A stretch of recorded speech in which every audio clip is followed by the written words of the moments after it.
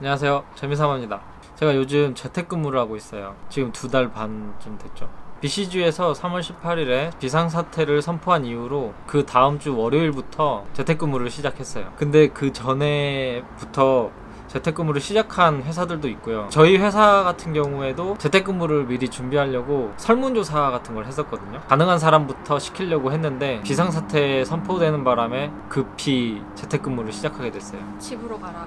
근데 저희 업계 같은 경우에는 사실 재택근무가 가능하긴 하지만 그렇게 쉽게 허락되지는 않았거든요. 왜요? 비밀 유출? 정확히 그랬는지는 모르겠지만 하긴 저도 남편 만나면서 단 한 번도 그 오피스 안에를 들어가 본 적이 한 번도 없어요. 다른 회사들도 마찬가지 아니에요?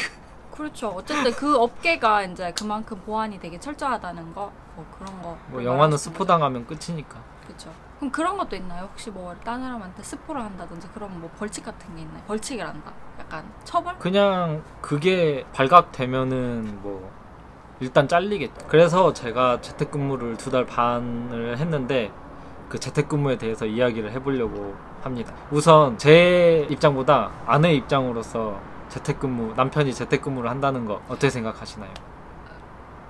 별로 안 좋은 것 같은데. 재택근무 시작한 이후로 이혼율이 급증했다고요.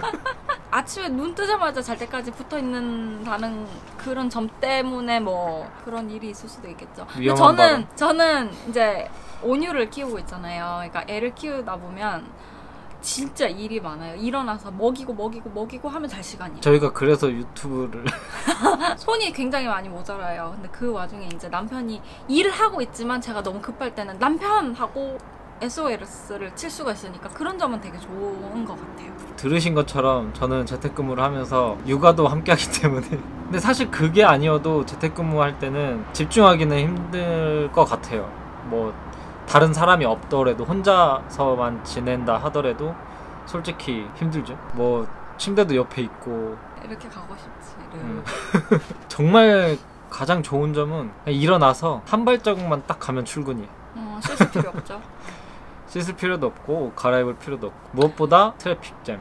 하긴 남편이 출퇴근할 때 그 트래픽 때문에 되게 스트레스를 많이 받았어요. 그래서 회사에서는 굉장히 일을 잘 끝내고 왔어. 근데 돌아오는 길에 완전 차가 막혔어. 퇴근한 길에 막 갑자기 피곤해지고. 저 같은 경우에는 이제 차로 출퇴근을 하는데 한 40분에서 50분 정도 걸려요, 왕복. 근데 그 시간을 일단은 아낄 수 있다는 것 자체도 엄청난 이점이고, 그리고 제 시간을 마음대로 쓸 수 있다는 거. 눈치 안 보고. 회사에서도 눈치는 안 보지만 그래도 뭐 좀 더 편하죠. 그리고 제가 재택근무한 시점에 온유가 잘 뒤집지도 못했거든요. 조금 느린 편이라서 뒤집는데 얼떨결에 뒤집는 그 정도였어요. 재택근무를 시작하자마자 애가 뭐 갑자기 뒤집고 배밀이 하고 기어다니고 그러더라고요. 자고 일어나고 폭풍 성장을 했어요. 그래서 그 모든 광경을 다 지켜봤죠, 일하면서. 그게 제일 좋은 점이었던 것 같아요. 저희가 만약에 재택근무를 하지 않았으면 이런 걸 다 놓쳤을 텐데 되게 아쉬웠겠다. 그런 얘기를 자주 하곤 했어요. 솔직히 처음에는 집중도 안 되고 엄청 조금 뭐랄까 부정적이었어요. 출근하고 싶었거든요. 근데 그런 것들을 다 지켜볼 수 있다는 거, 그 다음에 나중에는 익숙해지니까 이제 출근하기 싫어요. 처음에는 급하게 재택근무를 돌입하다 보니까 회사 측에서 시스템적으로 준비가 조금 미흡했어요. 그래가지고 저희 회사 같은 경우에는 VPN 라이센스가 부족해서 인원의 절반은 오전 근무를 하고 그리고 나머지 절반은 오후 근무. 그러니까 오전 7시에서 3시 반까지, 그리고 오후 타임은 3시 반에서 밤 12시까지 하는 거였어요. 근데 제가 오후 타임을 받은 거예요. 그래서 제가 아기 때문에 좀 힘들 것 같다 했더니 오전 타임으로 바꿔줬어요. 그리고 저희 집에 책상이 없어요. 데스크탑도 없고. 그래서 재택근무 하기에는 굉장히 열악한 환경인데, 그래서 제가 모니터를 회사에서 뜯어왔어요. 허락받고. 책상이 없으니까 우선 식탁에다가 놓고 사용하고 있는데, 문제는 의자가 너무 불편해서 허리가 끊어질 것 같은 거예요. 회사에 있는 의자를 들고 오지 그랬어요. 그 생각까지 못했네. 그래서 하나 시켰거든요. 근데 이게 아시다시피 재택근무를 저만 시작한 게 아니잖아요. 많은 사람들이 재택근무를 하다 보니까 이런 그 오피스 가구, 책상, 뭐 의자 이런 게 엄청 주문이 밀렸나 봐요. 아직도 못 받았어.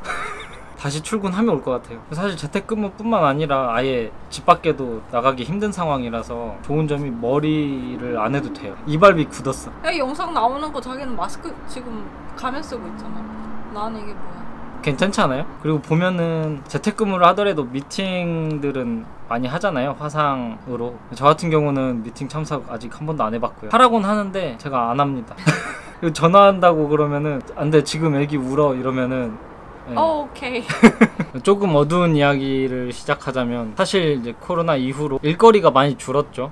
전반적으로 저 역계뿐만 아니라 모든 일선에서 일하시는 분들은 다 느끼실 거예요. 근데 영화 같은 경우도 촬영 자체가 이제 힘들다 보니까 다 딜레이 되고 심지어 개봉도 딜레이가 되다 보니까 일거리가 이제 줄어드는 거예요.